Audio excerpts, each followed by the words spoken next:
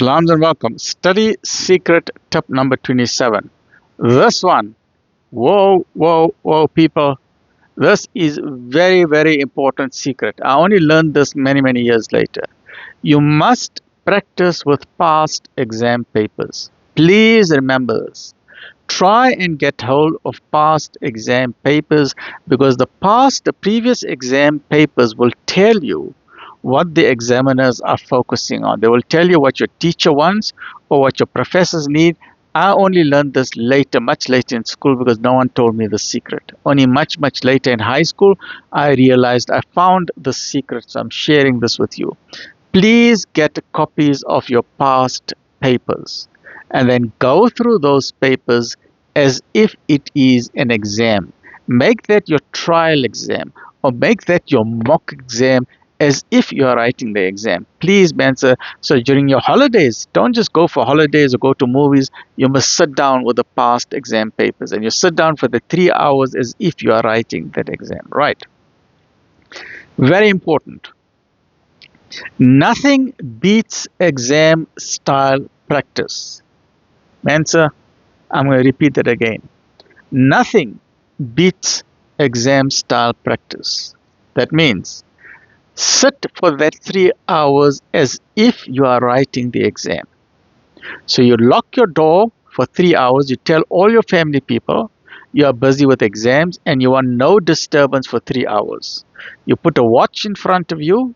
You open the past exam paper and you complete that past exam paper in 3 hours, not a minute more, as if it is your final exam. Don't worry if you can't answer all the questions, but that will tell you very clearly what you are good at and what you are struggling with and what you need to brush up on, because you will know exactly which are the questions you will smash them. You will smash it out for a 6. Those are the questions you really love, very easy.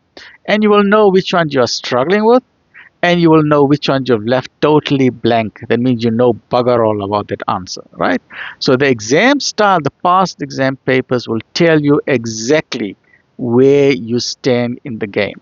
So get used to the format of the exam, get used to the style and the time pressure. Remember, it's a 300 marks for that exam, and you got 3 hours, you got 180 minutes to get 300 points. You divide that so you know that for every 10 minutes how many points you're going to get.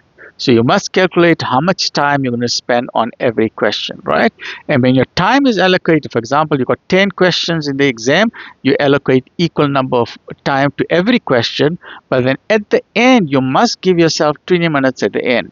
Give yourself 20 minutes at the end to go through the entire exam paper again.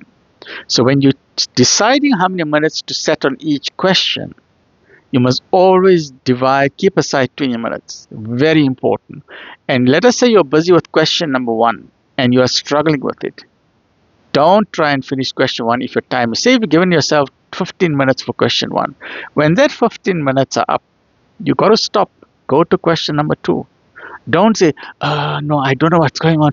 Because some people make the mistake. They are struggling so much with question 1, 2, and 3 that before they know it, the time is over, the exam is over, and half the exam paper, they've left it blank. So never ever leave any question blank. Go through the time. You've got 10 minutes, finish in 10 minutes. Go to the next question. Go through the next question. Then when you're finished with the entire exam paper, you say, okay, I've got 20 minutes left.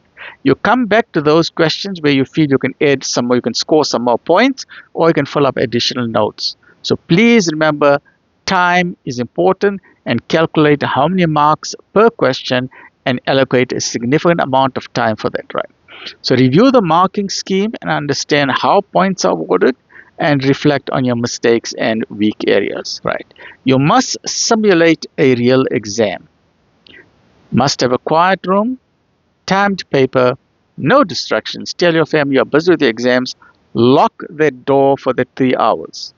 Train in conditions that resemble the real test. And you've got to do it, man, sir, because that's how you become an Olympic world champion.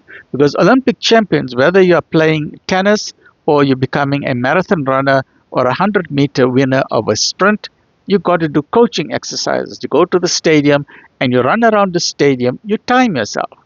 That have you done it in the record time? If not, you practice some more, you practice some more, you practice some more. So past exam papers are your trial. It's like you're coaching yourself that have you managed this exam in the 3 hours? Please don't let the end of the year be the first time you are sitting with the exam. You must have exams throughout the year, whether your teacher is giving you that exam. If not, give yourself the exam. On Saturday evenings, set aside 3 hours for your exam paper. So by the time your final exams come, it'll be easy peasy because you know exactly you're no longer under pressure. You know what techniques work for you. Take a large clock. I normally take an alarm clock with me. I take a large clock because at my age I cannot function with all these new cell phones and all these digital watches. I always use an old-fashioned analog alarm clock. So I can see exactly how many minutes I've got, and I calculate immediately in my brain just by looking at that watch, and I know exactly what is going on, right? So please remember, practice with past papers. And if you don't have past papers, Mensa, please get it today. Not tomorrow, get it today. Tell your family people. Tell them to get involved. They must phone around and get that past exam papers for you. You don't get involved in that because you must focus on your studies because that is a distraction. So you tell your friends or your family people, please, I need past exam papers on A, B, and C. Try and organize that for me. And then they will arrange that for you, right? Stay well, stay focused.